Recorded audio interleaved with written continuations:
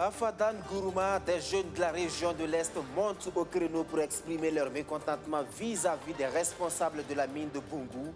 Selon ces jeunes, il leur était reproché de ne pas avoir la qualification nécessaire pour être recrutés dans la mine. Ils se sont donc formés pendant des années. La qualification est là, mais le recrutement, lui, traîne. Vous les entendrez dans ce journal. À suivre également ce soir, la dernière ligne droite avant les assises nationales de l'éducation et le boycott des organisations syndicales. Elles étaient conviées ce matin à la validation des documents de base devant servir aux discussions. Mais la coordination nationale des syndicats de l'éducation a brillé par son absence. Que reproche-t-elle à l'organisation de ces assises nationales sur l'éducation? Élément de réponse dans quelques instants. Une assemblée nationale performante, moderne et ouverte au monde. La 8e législature, dirigée par Alassane Balassah Kandé, veut se doter d'un plan stratégique 2021-2025. L'équipe de rédaction installée le 2 août dernier a débuté ses travaux ce vendredi. Voilà pour le sommaire de cette édition. Bonsoir à toutes et à tous. Pour commencer, direction tout de suite Fadan Gourouma, où des jeunes sont en colère contre la société minière de Boungou.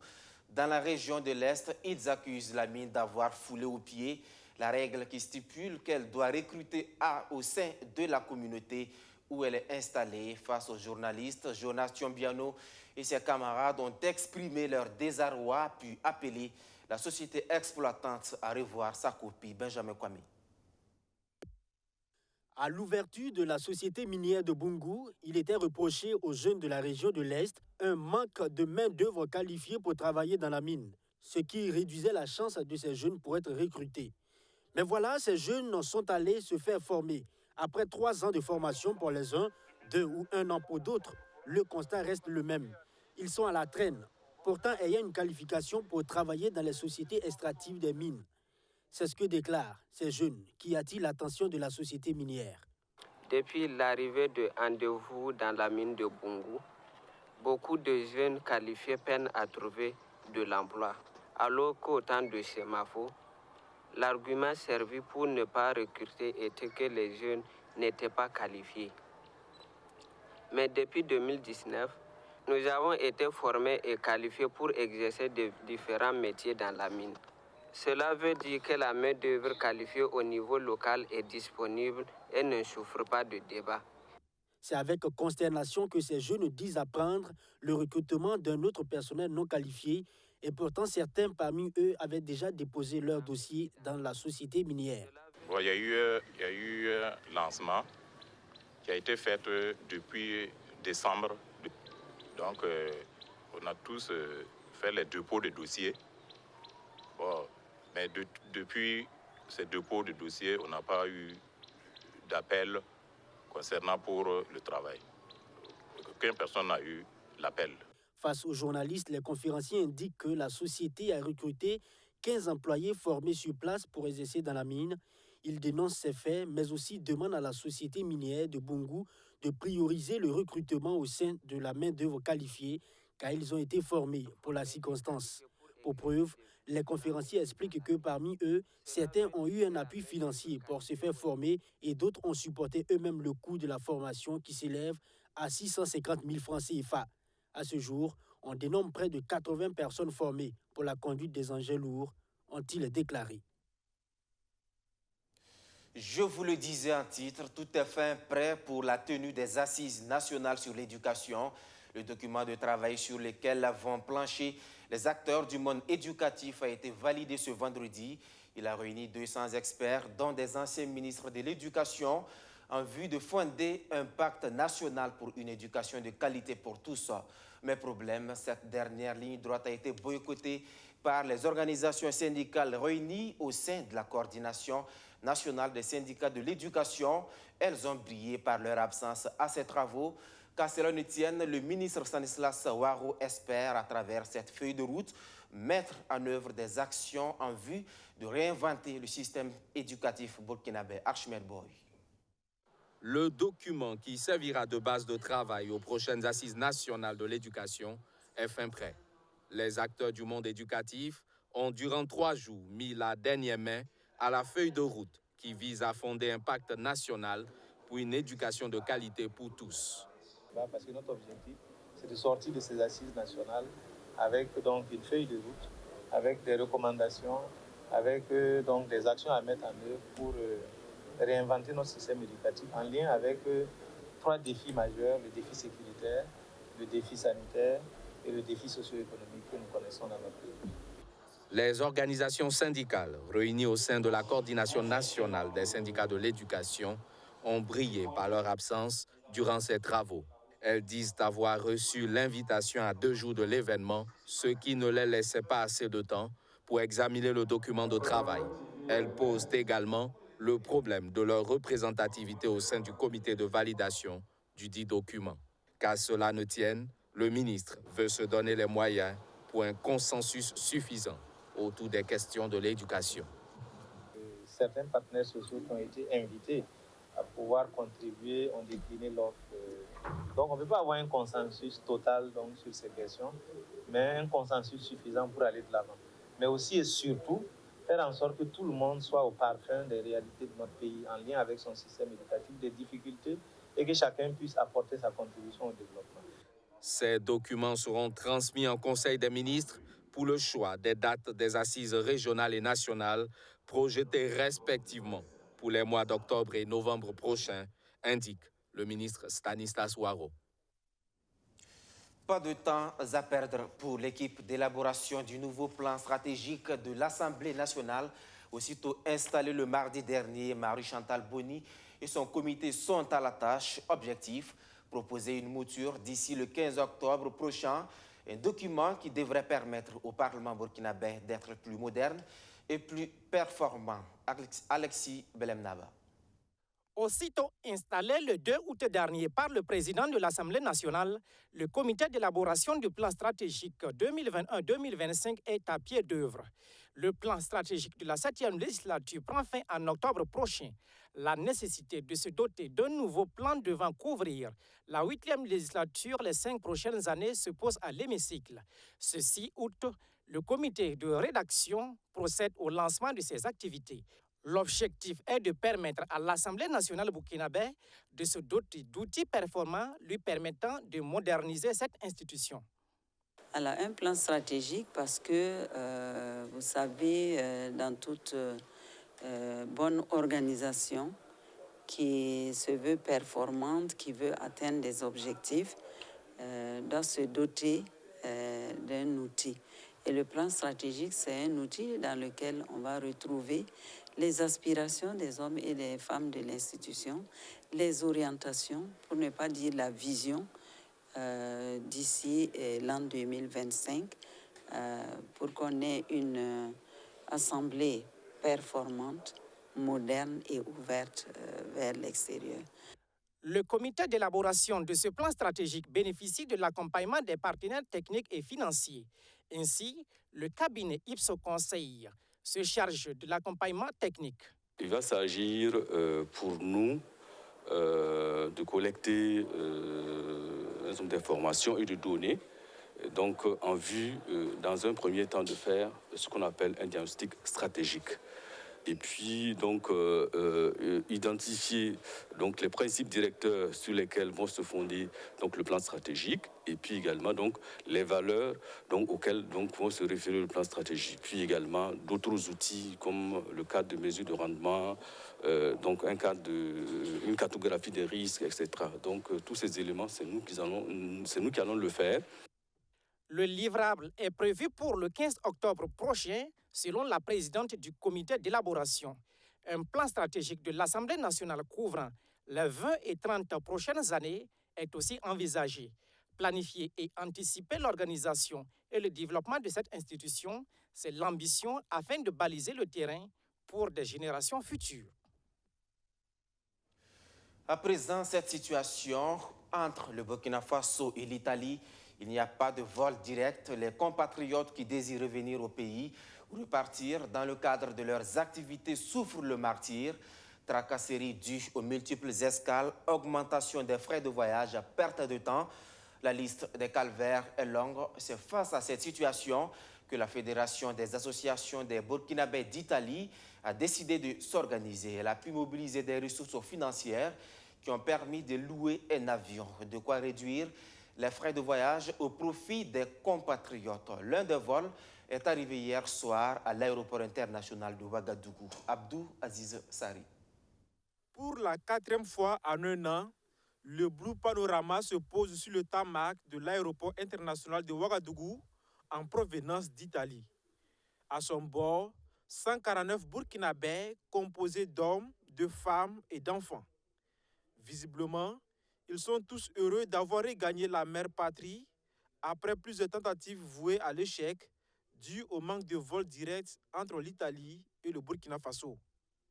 Ce vol humanitaire a été organisé par la FABI, la Fédération des associations des Burkinabés d'Italie. La location d'avions, y compris la subvention des frais de transport, ont été assurés par la dite fédération. C'est fort de notre expérience de l'année 2020 que nous avons décidé d'organiser ces vols directs Bergamo-Ouagadougou pour permettre à nos compatriotes d'aller passer des vacances sereines au Burkina Faso et revenir retrouver tranquillement leur boulot. Nous profitons de cette occasion qui nous est offerte pour remercier nos autorités en Italie et au Burkina Faso pour l'accompagnement. Nous remercions aussi Madissa Kandé, tout le bureau de la FABI et toute personne qui n'a ménagé aucun effort pour le succès de ces 4 vols. Comme il fallait s'y attendre, l'opération n'a pas été sans difficulté. Les difficultés ont été multiples. C'est les difficultés organisationnelles et surtout des difficultés liées à la disponibilité du carburant. Au départ, le premier vol nous a dit qu'il n'y avait pas de carburant. Et le premier vol, nos compatriotes sont restés à l'aéroport de 3 h du matin jusqu'à 15 h de l'après-midi pour pouvoir prendre le vol parce que 24 heures avant le vol, on nous a informé qu'il n'y avait pas de carburant à l'aéroport du Burkina Faso pratiquement. Donc la compagnie dit, mais si nous venons, nous n'avons pas la possibilité de retourner, donc nous n'allons pas venir. 4 autres vols sont prévus dans les semaines à venir, selon les organisateurs. 2 qui viendront avec les compatriotes qui sont encore en Italie et les 2 autres seront chargés d'amener ceux qui souhaitent y retourner. Vous avez pu le suivre sur nos antennes, faire une consultation médicale à distance au Burkina Faso. Eh bien, c'est possible depuis le mardi dernier. Après la première expérimentation au service de dermatologie du centre hospitalier universitaire Yalgado Ouedraogo, place maintenant la 2e expérimentation ce 6 août.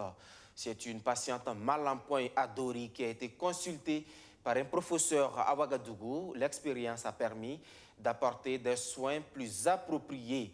Le ministère en charge de l'économie numérique travaille dorénavant à généraliser cette nouvelle pratique. Arsène Konitamde.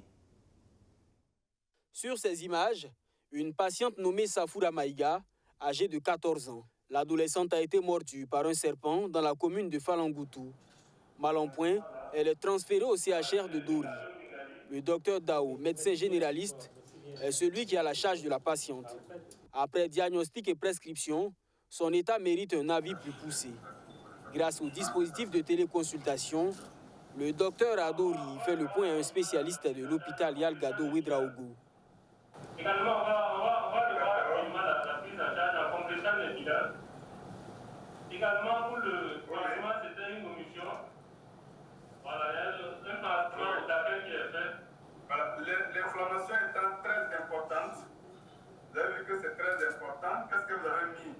Est-ce que vous avez la possibilité d'avoir les anti-inflammatoires enzymatiques? Le professeur Flakweta, à son tour, fait des suggestions pour améliorer l'état de la patiente. Et le patient a saigné un peu partout, au niveau du ventre, au niveau des poumons, et des fois malheureusement au niveau du cerveau. Sur ce patient, si on lui avait mis peut-être au départ avec l'évaluation les 2 ampoules, on ne serait pas actuellement à ce niveau-là. Il y a peut-être des petites difficultés au niveau de la clarté des images en fonction du centrage de la caméra. C'est la 2e expérimentation de la téléconsultation après celle intervenue au service de dermatologie. Cette technologie permet d'améliorer non seulement les soins des patients, mais aussi d'éviter les évacuations coûteuses et la surpopulation des hôpitaux de référence. Une idée que le ministère en charge de l'économie numérique voudrait élargir. L'objectif, c'est d'améliorer l'offre de santé et avec des outils conçus et développés par nous-mêmes. Et donc, nous voulons aller pas à pas et les adapter au fur et à mesure.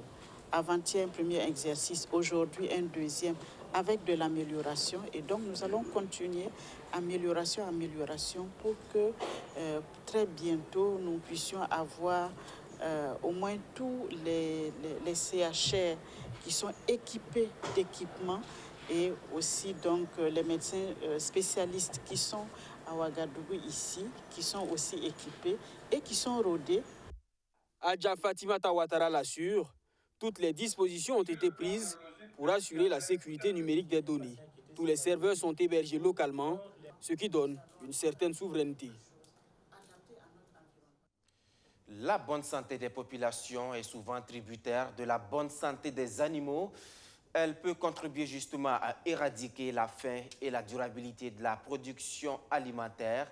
C'est la ferme conviction de la FAO en collaboration avec l'USAID. Ensemble, ils ont lancé le projet ISAVET. C'est un projet qui vise à renforcer les capacités des vétérinaires en matière de surveillance épidémiologique, et ce, dans un contexte où de nombreuses maladies animales ont fait leur apparition et menacent la sécurité alimentaire.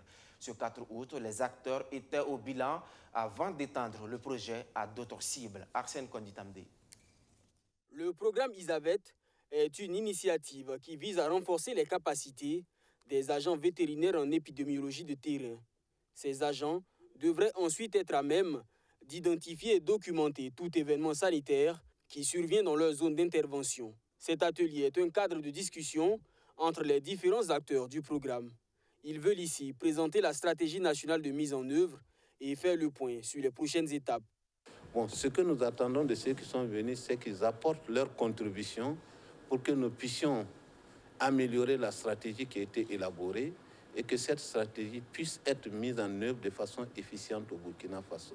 Parce qu'il ne suffit pas d'écrire une stratégie et la mettre dans les tiroirs, elle doit pouvoir être déroulée sur le terrain, et pour la dérouler, il faut que les acteurs qui sont concernés puissent apporter leur contribution et comprendre les enjeux de la stratégie et pouvoir la mettre en œuvre sur le terrain. Dans le cadre de ce programme, 20 techniciens d'élevage du Burkina Faso ont pris part à une formation, un renforcement de capacité qui a duré 4 mois, 1 mois de théorie et 3 mois de stage. Un temps qui a permis aux participants de mettre à jour leurs connaissances. Aujourd'hui, vraiment, on se sent outillé en matière de surveillance des maladies animales sur le terrain. Il y a beaucoup de choses que nous avons appris, surtout comment faire une alerte précoce, comment faire les rapportages, comment faire l'audit de qualité des données, qui est vraiment un problème pour les agents du ministère des Ressources animales. Quand on envoie nos rapports, il y a toujours des insuffisances. Je crois qu'avec cette formation, ça nous a permis vraiment d'être efficaces. Dans le cadre de ce programme, 50 agents doivent être formés chaque année entre 2020 et 2040. Le programme est financé par la FAO et l'USAID, mais à partir de 2022, chacun des 14 pays participants devrait le financer sur fonds propres. Les pays de l'espace CEDEAO veulent procéder à la réouverture de leurs frontières fermées depuis l'avènement de la COVID-19.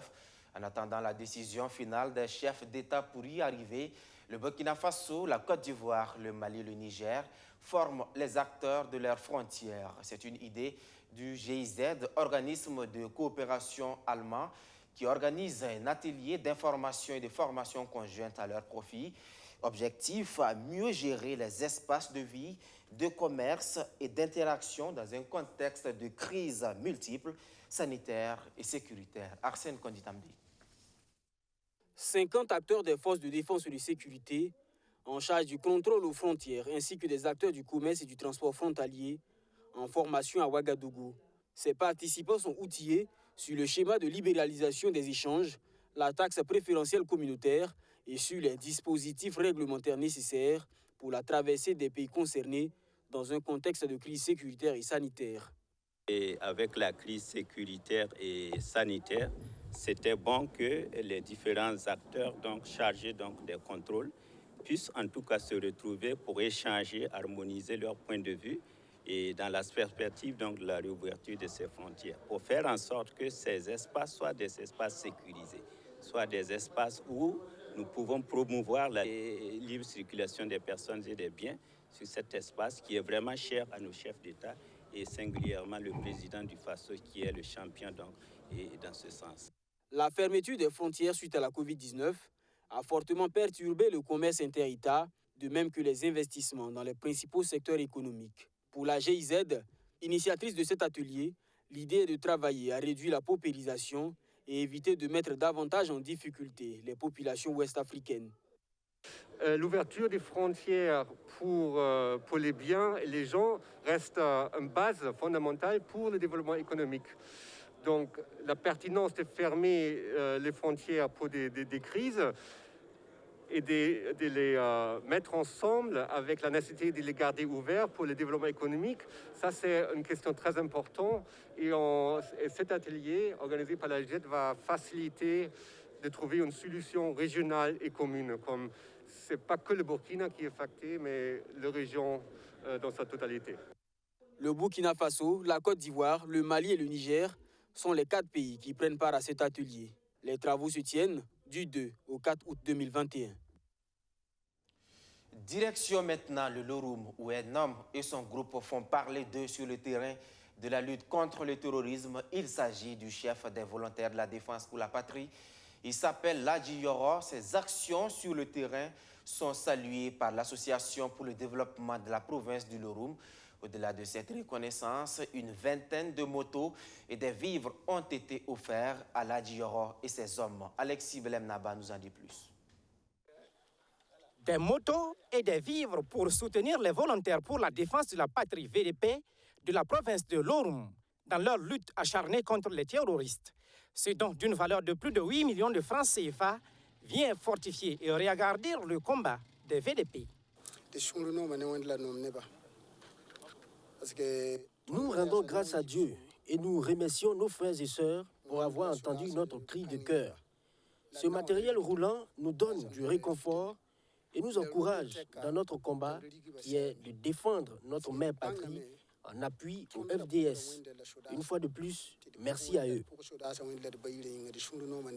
En tant que premier responsable de la province, je ne peux que... C'est un don qui vient en appui à ce que l'État a déjà fait, ce que déjà l'État pose comme acte. Comme vous le constatez, l'État ne peut pas tout faire. L'État aussi a ses limites.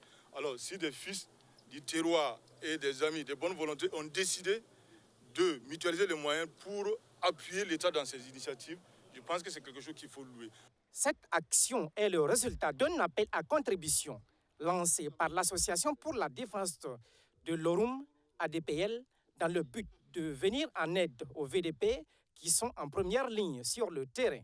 Avec la recrudescence donc, de l'insécurité, nous avons estimé que par rapport aux priorités, donc, notre choix devait porter sur l'appui aux volontaires de la défense, pour la défense de la patrie, qui sont, comme a dit le haut-commissaire, avec les forces de défense et de sécurité, donc la première ligne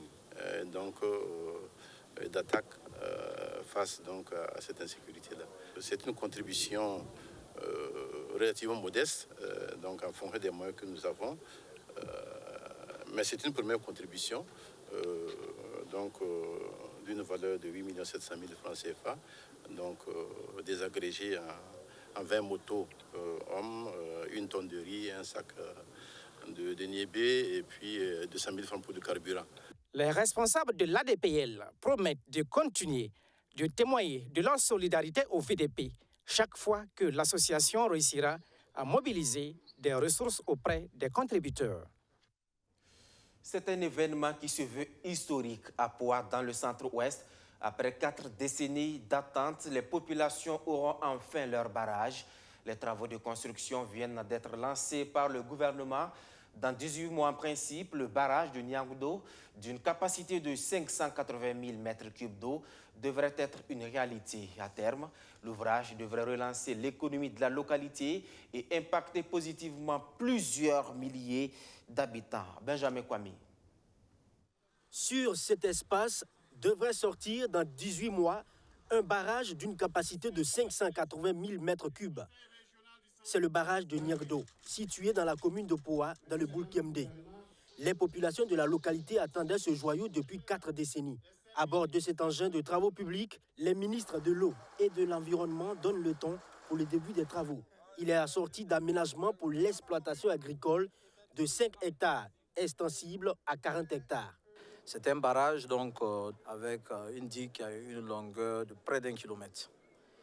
Et il faudra donc le noter et affirmer que ce barrage permettra immédiatement l'aménagement d'un périmètre de 5 hectares extensible à 40 hectares.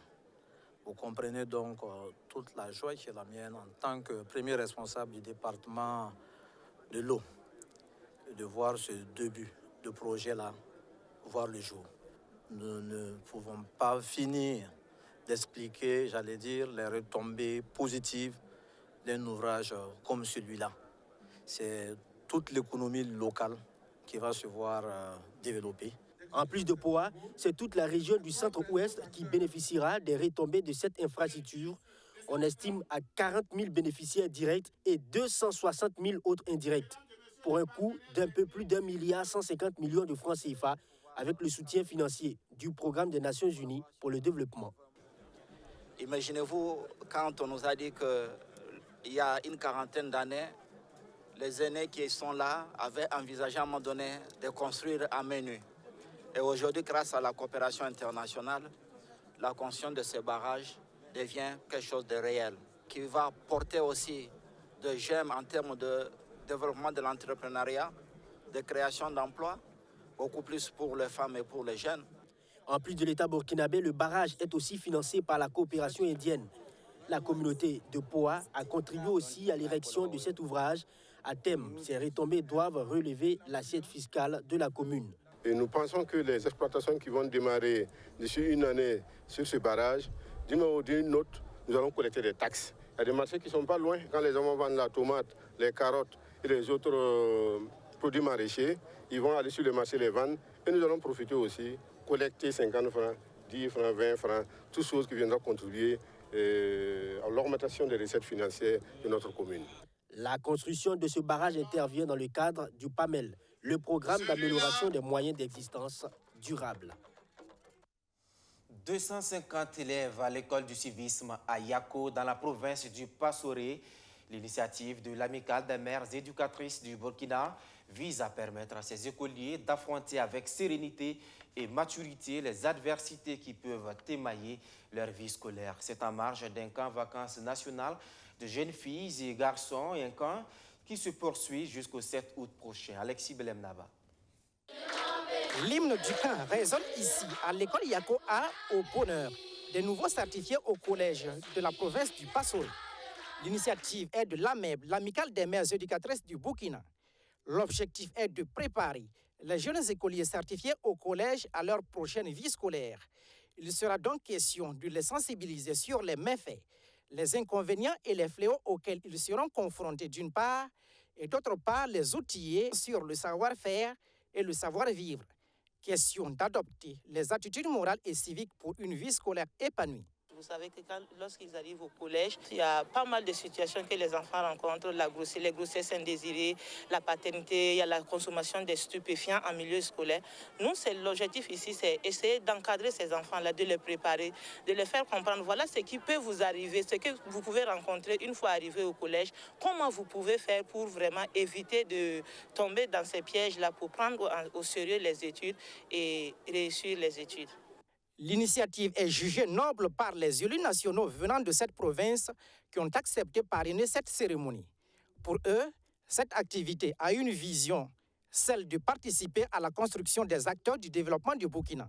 Beaucoup d'enfants arrivent au collège après l'euphorie de la réussite. Ils sont désemparés par rapport à l'organisation du collège et par rapport aux différentes sollicitations qu'ils rencontrent. Cette inadaptation seulement entraîne des échecs, des abandons. Donc quand l'AMEB a eu cette brillante idée d'organiser un camp pour les préparer à cette nouvelle situation, nous, en tant que députés, nous ne pouvons que saluer cette situation. Et c'est pour ça que, en tout cas, les députés, nous sommes associés au patron et à la marraine pour nous impliquer dans l'organisation de ce camp. Le patron, quant à lui, apprécie cette cérémonie à sa juste valeur. Pour lui, la responsabilité de la MEB ainsi que celle des parents est engagée pour la réussite des élèves. Le phénomène d'incivisme grandissant que nous vivons, que nous connaissons dans notre pays, est bien évidemment du fait que les parents n'ont plus le temps aujourd'hui de s'investir pleinement et entièrement dans l'éducation de leurs enfants, dans la formation de leurs enfants, dans l'instruction de leurs enfants. Des modules spécialement conçus seront dispensés à ces élèves. 250 élèves certifiés au collège de la province du Passoré prennent part à ce camp vacances. Cette cérémonie de sensibilisation a eu une durée de 5 jours.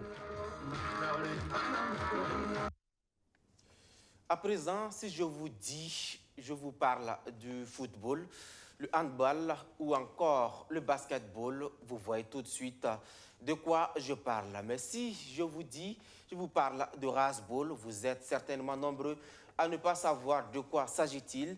Eh bien, sachez que c'est une toute nouvelle discipline sportive qui vient d'être conçue par un Burkinabé. Le rasball a été imaginé par le juge Zakaria Bandaogo à Bobo Dioulasso. Quelles sont les règles du jeu? Instant de découverte avec Kader Kondé et Soto Justin Dabiri. C'est un maga, on appelle ça un maga. Et le maga donne quoi? Moins 0,50. Maga, un mot tiré de la langue djoula, fait partie du vocabulaire du rasball. Le rasball est une nouvelle discipline sportive créée au Burkina Faso par Zakaria Bandaogo, juge au tribunal de grande instance de Bobo Dioulasso. Cette nouvelle discipline sportive made in Burkina se joue en jeu simple sur un terrain de 26 mètres de long et 9 mètres de large. Les joueurs, vous les avez vus, le terrain est divisé au milieu par un filet qui est de 15 mètres avec une hauteur de 0,5 mètres. Et le terrain également est divisé en deux parties. Donc une partie qu'on appelle la superficie, la surface du jeu, et une partie qu'on appelle la zone rouge. La zone rouge, on ne pénètre pas dans cette zone-là pour frapper le ballon. Et le rasball se joue avec 5 joueurs. Donc ils placent 2 sur le terrain et ils procèdent à des remplacements sans arrêt du jeu. Plusieurs mots tirés des langues locales du Burkina Faso font partie du lexique du rasball. Zakaria Bandaogo dit vouloir, à travers le choix de ce lexique, véhiculer les langues et les cultures burkinabè dans le monde. Nos langues nationales, l'objectif de les utiliser, c'est ça. C'est pour que le chinois, c'est pour que l'américain, c'est pour que l'anglais, c'est pour que le français puissent parler obligatoirement nos langues nationales à travers un loni, qui est la langue Sam, à travers un sigré, qui est la langue morée, à travers un maga, qui est la langue djoula. Et le terrain du rasball, je l'ai nommé Sangayare, qui est en pissa, qui veut dire la clairière. Il a une visée de promotion culturelle. Nous visons par là la promotion de nos langues, nous visons par là la promotion de notre culture. C'est un sentiment de fierté. Et cela également va venir à ajouter également, augmenter le spectre des disciplines sportives au Burkina Faso et dans le monde entier. Et nous en sommes très très fiers. Et monsieur le ministre des Sports et de loisirs, son département sera aux côtés de monsieur le promoteur, Père Gilitaire, pour l'accompagner dans la promotion et dans le développement de cette nouvelle discipline. Pour le développement du rasball au Burkina Faso et à l'international, le promoteur a mis en place une association dénommée Association pour la promotion et l'implantation du rasball à Piraz. Zakaria Bandaogo nourrit de grandes ambitions, celle d'inscrire le rasball dans les disciplines sportives aux Jeux Olympiques. À l'image donc du handball ou du football, le rasball veut se faire une place au Burkina Faso ou à l'étranger. Bon vent à cette discipline. Fin de ce journal. Merci à tous de l'avoir suivi. Merci de votre fidélité partout au Burkina Faso et plus précisément dans la commune de Gao dans le Ziro. À demain pour d'autres actualités. Bonsoir.